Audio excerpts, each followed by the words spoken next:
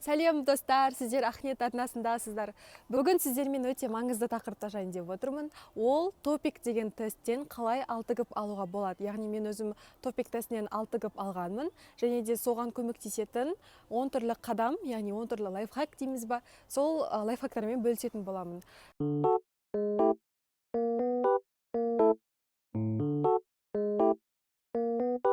Мен қазір видеомды далада түсіріп отырмын, яғни өзім оқитын университеттің зданиясының алдында. Себебі университеттің ішінде түсіру үшін мен маска тағуым керекпін. Ал видеоға мен өзім түрім көріну үшін мен осылай далада түсіремін деп шештім. Кішкене жел немесе мына алдында күн тұр, содан кішкене қабағым біртүрлі болып тұрса мән бермеңіздер. Ал енді бастайық. Мен мына жерге өзімнің жазып алдым, енді есіне шығып кетпес үшін қандай лайфхактар бар екенін. Енді бастайтын болсақ, жалпы топикті білмейтін кісілер үшін кішкене кіріспей айтып кетейін. Топик деген ол сіз Кореяға оқуға түсетін болсаңыз да, жұмысқа тұратын болсаңыз да міндетті тест болып табылады. Мысалы, KJSP грантын өзіне тапсырған кезде топикті сіз тапсыру керексіз. Ал егер оны білмейтін болсаңыз, 1 жыл бойы корей тілінің курсын оқып, сол 1 жылдың аяғында сізде ең болмағанда топик 3, яғни минимум 3-ші деңгейде болу керексіз, яғни сертификат сондай болу керек. Енді бұл тест өте маңызды тест болып табылғандықтан көптеген шетелдік студенттер осы тестті тапсырып жатады.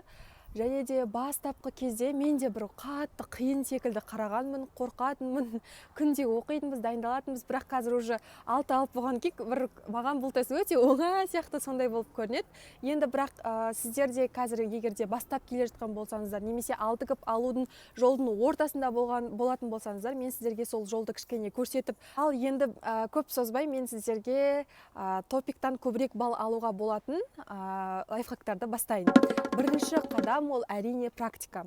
Топик кәдімгі, мысалы, ағылшын тілінен тапсыратын IELTS экзамен секілді практиканы көп талап етеді. Себебі сіз қаншалықты корей тілін мықты білетін болсаңыз да, егер де уақытты тиімді пайдалана алмайтын болсаңыз, мысалы, тестке берілген, мысалы, оқылым, жазылым және де тыңдалым деген бөлімдерде арнайы өзінің уақыттары бар. Сол уақытта үлгеріп белгілей алмайтын болсаңыз, онда сізге кішкене қиын болады және балл алу да өте қиын болады. Сондықтан практика жасайсыз. Практика жасау кезінде сізге не маңызды? Яғни уақытты тура сол уақытында белгілеп үйрену.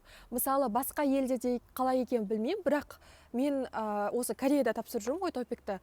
Тыңдалымға бөлек жаңағы жауаптарын белгілеуге уақыт бермейді. Яғни сіз тыңдап отырып, бірден жауабын жазып отырасыз да, тыңдалым біткен кезде бірден парақтарды жинап алады. Яғни стоп дейді, одан кейін сіз жазуға мүмкіндігіңіз жоқ. Егер жазсаңыз, сізден жаңағы балл алып тастайды.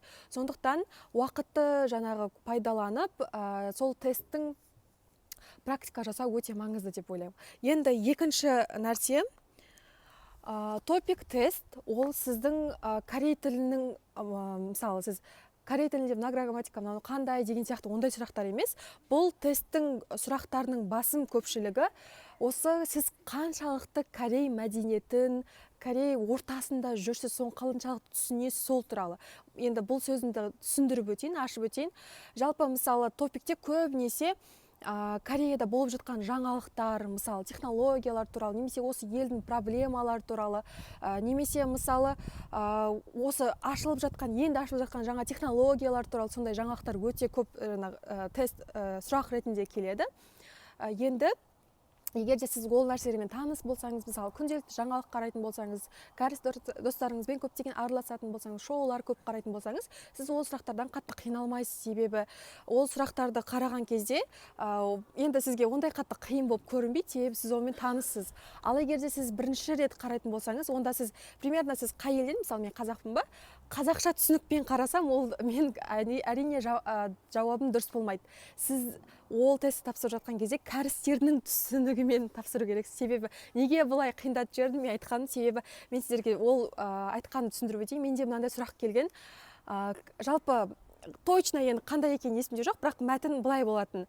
Кәрістер ұлды көбірек қалай ма? Мысалы, туылған кезде әлде қызды қалай ма деп. Енді мен бізде қазақтарда көбінесе ұлды көп қалайды ғой. Енді бұл да кәріс халқында көбінесе ұлды қалайды деген естіп алғанмын. Сол ұл деп белгілеген болатын. Сөйтсем ол қате болыпты. Яғни соңғы жаңалықтарға байланысты олар қызды көбірек туылғанын қалайды екен. Неге десеңіздер, себебі ұлды үйлендіру керек. Оны одан кейін үйленген үйін алып беру керек. Яғни ұлды өсіру өте қиын болғандықтан, қызды өсіру кішкене жеңіл жеңілірек, және де ұлдан қарағанда қыздар тың послушный болады, одан кейін кішкене сыпайы болады, қандай айтсаңыз соны тыңдайтын болады. Ал ұл кішкене көп қимылдайды, төбелеседі деген сияқты проблемалар көп болғандықтан қызды өсіру оңай болғандықтан қызды таңдап жатқан қазір сондай тенденция екен да, сол соңғы жаңалықтар бойынша. Мен сол соңғы жаңалық білгенде мен оны дұрыс белгілейтін едім, ал енді мен сол білмегендіктен солай қате кеткен болдым. Сондықтан мен айтатын нәрсем, жаңалықтар соңғы нәрселерді, яғни осы Кореяның ортасына кіру керексіздер. Енді келесі менің айтатыным, жалпы сөз бәріміз білеміз, яғни топик тапсыру үшін сөзді, грамматиканы көп жаттау керекпіз, көп білу керекпіз. Басында бастап жатқан кезде сөзді көп жаттау керек, грамматиканы көп білу керек. Бірақ сіз уже ортасына, мысалы, 3-4 деңгейге келген кезде сөзді көп жаттағаннан көрі, мысалы, бір сөз жаттасаңыз да, екі сөз жаттасаңыз да, оның яғни сапалы жаттаған, сапамен жұмыс істеген маңызды деп айтамын. Неге? Мысалы, себебі, неге десеңіздер, себебі, мысалы, кейбір сөздер бір кезде қолдануға болады да, бірақ кейбір кезде оны мүлдем қолдануға болмайды, яғни ол жерге мағынасына сәйкес келмейді. Сол үшін сөздің, мысалы, бір сөз жаттайсыз ба, енді соны толықтай тексеріп шығасыз. Мынандай уақытта оны қолдануға болады, мынандай уақытта қолдануға болмайды, мынандай сөйлемдерде ол жақсы мағынасы келеді, мынандай сөйлемдерде жақсы келмейді деген сияқты бүкіл әртүрлі сөздіктерден қарап, мысалы, never неде сөздікте көбінесе келтіріледі мағыналары, сондай кітаптардан іздеп қарап, солай сапасына қарай жұмыс істеңіздер.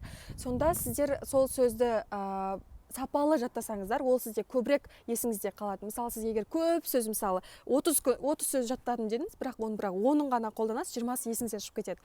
Сол үшін сіздер сапаға қатты жұмыс істеңіздер. Енді менде келесі менде лайфхак, үшінші болу керек. Сыги, яғни жазу бөлімінде, жалпы мен қалай жазамын? Менің кеңесім, жалпы 51-52, одан кейін 53-ші тапсырма және 54-ші тапсырма ғой. 53-ші тапсырманы бірінші жазыңыздар. Себебі 53-ші тапсырманы жазу өте оңай, және де бір шаблонды жаттасаңыздар, шаблонды сөздер жаттасаңыздар, оны өте оңай, бірақ бал көп беріледі. Сондықтан бірінші 10 минут, максимум 15 минутты қолданып, 53-ші тапсырманы тез жазыпсаңыздар. Мен жалпы солай жасаймын. Одан кейін маған 54-ті жазуға кішкене көбірек уақыт керек болғандықтан мен одан кейін 54-ті жазамын. 54-ті полностью жазып болғаннан кейін барып мен 51-52-ге өтемін. Себебі 51-52 ол ондай қатты уақытты ойлануға уақытты қажет етпейді. Мен тезірек жасап, одан кейін бір ең соң қалған 5 минутында бәрін оқып тексеріп шығамын. Сондықтан сіздерге тапсырма деп айтайын деп жатыр. Сіздерге кеңесім бірінші 53 жазсаңыздар. Одан кейін 51-52-ні жазаспай, немесе 54 жазаспай, оны уже өзіңіз шешесіз, бірақ 53-ті бірінші жазыңыздар. Себебі ол біріншіден оңай, одан кейін көп балл береді. Енді келесі тағы да бұл кеңес жалпы 3-ші, 4-ші гіп алғысы келетіндерге арналады. Дітке және илтке, яғни тыңдалым, оқылым бөлімдерінде 40-шы мен 50-ші, яғни ең соңғы 10 сұрақ өте ауыр. Олар өте жоғары деңгейді талап етеді. Яғни олар бір әдеби кітаптардан алынған, сондай роман секілді сондай қиын мәтіндер келеді, және ауыр мәтіндер келеді. Сондықтан, егер сізге мысалы 5-6 гіп алу керек емес болатын болса, яғни 3 пен 4 сізге жеткілікті болатын болса, сол 40 пен 50-дің арасын уақыт құртқанша, сіз бір санды таңдап алыңыз, 1, 2, 3, 4-дің ішінен бір санды жауап жазатын. Сөйтіп, сол 10 сұраққа бір санды белгілеп шығыңыз. Мысалы, тек қана 2, 2, 2, 2, 2, немесе тек қана 3, 3, 3 деген сияқты. Ол арқылы сіз ең кем дегенде 4 немесе 6 балдың арасында ала аласыз. Ал егер де сіз мысалы наугад былай әртүрлі белгілейтін болсаңыз, ол ешқайсысы сәйкес келмеуі мүмкін да. Ал егер сіз 10-ның ішінде бәрін 2 қылатын болсаңыз, 10 сұрақтың ішінде 2 примерно 2 рет или 3 рет келеді. Яғни әрқайсысы 2 балдан берген кезде сіз 4 немесе 6 балл минимум жинайсыз. Ал егер де сізге 5 немесе 6 гіп өте маңызды болатын болса, онда сіздерге кәдімгі Кореяның кітаптарын оқуға, жаңалықтарды тыңдауға кеңес берем, және сол ауыр мәтіндерді практика кезінде шешіп үйреніңіздер. Келесі, міне, тағы бір көп шетелдіктердің жіберетін қателігі бар. Сыги бөлімінде, яғни advanced words дейді ғой, яғни advanced vocabulary қолданған жақсы, яғни жоғары деңгейлі сөздерді қолдансам, мен жоғары балл аламын деп ойлайды да. Сөйтіп әр болатын жерге, сәйкес келмейтін жерге де кешіріңіздер. сәйкес келетін жерге де келмейтін жерге де жоғары жаңағы мағыналы сөздерді тықпалайды. Ол сәйкес келсе де әйтеуір келмесе де жаза береді. Бірақ ол дұрыс емес, себебі тексеруші ол түсінеді. Егер де сіз сөйлеміңізге мағынасына жаңа жоғары деңгейлі сөз сәйкес келіп тұрса, онда керемет, өте күшті, сізге балл прям күшті балл береді. Ал егер де ол сәйкес келмесе, онда наоборот, сіз ол грамматиканы білмейсіз, просто бір жерден көріп қалып, сол жерден көшіріп алды деген сияқты, сол сізге баллыңыз төмендетіп жіберуі мүмкін. Сол үшін сіз сізге, яғни жазылу бөлімінде өзіңіз сенімді, яғни сол мағынасына сенімді грамматика мен сөзді ғана қолданыңыздар. Сол үшін практика кезінде, жазу бөлімінде сол жоғары деңгейлерді жаттап, сол мағына қай кезде мағыналық қолдануға болады, қай кезде болмайтынын да үйреніңіздер. Сол кезде сіз болатын жеріне ғана кіріктіріп, мағынасына сәйкес қылып, солай мықты балл ала аласыздар. Келесі. Тағы да өте маңызды бұл кеңес. Дітке, яғни тыңдалым бөлімінде айтып жатқан кезде, яғни сол дауыс айтып жатқан кезде бір синоним сөзді қолданады да, ал жауабында немесе сұрағында соның синонимі, яғни тура сол сөз айтылмайды, соның синонимін қолданады. Мысалы, айтып жатқан кезде хоңбоада деп айту мүмкін да, жазған кезде немесе жауабында квангоада деп айту мүмкін. И сол үшін сіз тыңдалым кезінде тура сол айтты деген жауапты таңдамаңыздар. Сол үшін мағынасына қатты мән беріңіздер. Ол прям сөйлеммен емес, общий тыңдап, солының мағынасына қарай жауап беруге тырысыңыздар. Бұл кеңесім түсінікті болды деп ойлаймын. Және де енді сіздер практика жасау керек деп жатырсың, енді мен оны қайдан аламын деп айтуларыңыз мүмкін. YouTube-те егер де topic test, listening, topic test, reading, writing деп жазсаңыздар, өте көп шығады. Соның бәрін жасай беріңіздер. Кәдімгі принттап шығарып алыңыздар қағазбен, сөйтіп соларды жасаңыздар. Бірақ бұл жерде бір ескеретін жағдай бар. Кейбір тесттер YouTube-тегі оның форматтары ескіріп кеткен. Яғни қазір форматтар әрқашан ауысып отырады. Сол үшін оны жаңасын тексеру үшін топиктің официальный сайты бар. Мен оны қазір описание бөлімде қалдырып кетем. Сол жаққа кірсеңіздер, ол жақта өзінің практика тесттары болады. Сол жерден жүктеп алып жасасаңыздар болады. Енді сіздерге тағы да маңызды айтқым келіп отырғаны, топик тапсырған кезде қазақша ұғымдар, солардың барлығын ұмытыңыздар. Себебі біздің ұғым ол тестке мүлде сәйкес келмейді. Сондықтан тестті тапсырған кезде кәрісше түсінікпен, кәрісше оймен, солардың тарихына байланысты, мәдениетіне байланысты тапсырасыздар. Себебі жаңа мен алдында видеоның басында айтып кеттім ғой, сондай қателік жібермеңіздер, менің қателіктерім біреуі. Одан кейін сіздерге осы видеоға бұл өзімнің жасаған қателіктерім мен өзімнің кеңестерімнен бөлек сіздерге бонус ретінде бір каналды айтқым келіп тұр. Жалпы ол каналда жаңа кәдімгі кәріс кісі, мұғалім, мысалы шын топик бар ғой, шын топиктері болады. Мысалы июльдің 20-сына болса, ол бір аптадан кейін тура сол тесттің несін тапсырмасын талқылайды. Мысалы, менде сол сыги, яғни жазу бөлімін сол кісіден қатты үйренген болатын. Қазір мен сіздерге оның мына жерге немесе описание қалдырып кетемін. Honey Jamie деген канал аталады. Ол жерде жаңағы сыги тапсырмасын айтып, талқылап, одан кейін өзі қалай жазатын, яғни кәріс тілі мұғалімі ретінде қалай дұрыс көретін жауабын жазып береді. Сол үшін сол 53-ші, яғни именно 53-ші тапсырманы қарап, сол шаблондарын жаттап алсаңыздар болады. Примерно солай жасаңыздар болады. Және де ол кісі прям анықтап тұрып күшті, даже кәрісше айтып жатса да, сіз кәріс тілін қатты білмесеңіз де ол кісіні сіз точно түсінесіз. Так, мен енді мына жерге жазып қойған кеңестердің бәрін айттым ба, тексеріп шығайын.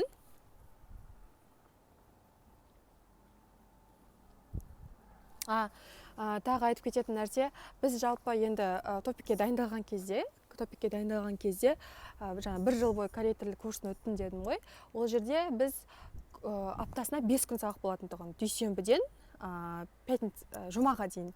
Сол кезде бізде 2 сағат, обязательно бірінші 2 сағат корей тілінің грамматикасын өтетін. Біз грамматикасын, одан кейін жаңа сөздер жаттап, одан кейін келесі 2 сағатта біз немесе дітке, яғни тыңдалым, немесе оқылым бөлім бөлек. Сондай сағат бір күні тыңдалым, бір күні оқылым, солай 2 сағат өтетінбіз бөлек. Одан кейінгі 2 сағатта біз жазылым бөлімін бөлек сол талқылайтынбыз. 2 сағат бойы жазылым бөлімін.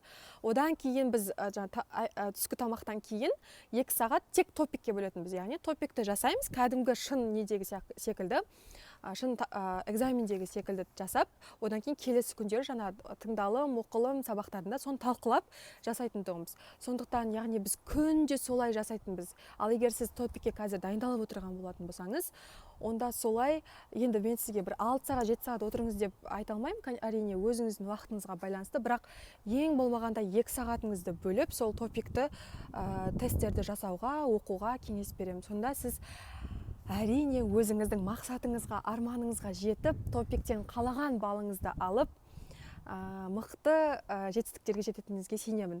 Жалпы бұл тестті өте қиын деп қарамаңыздар.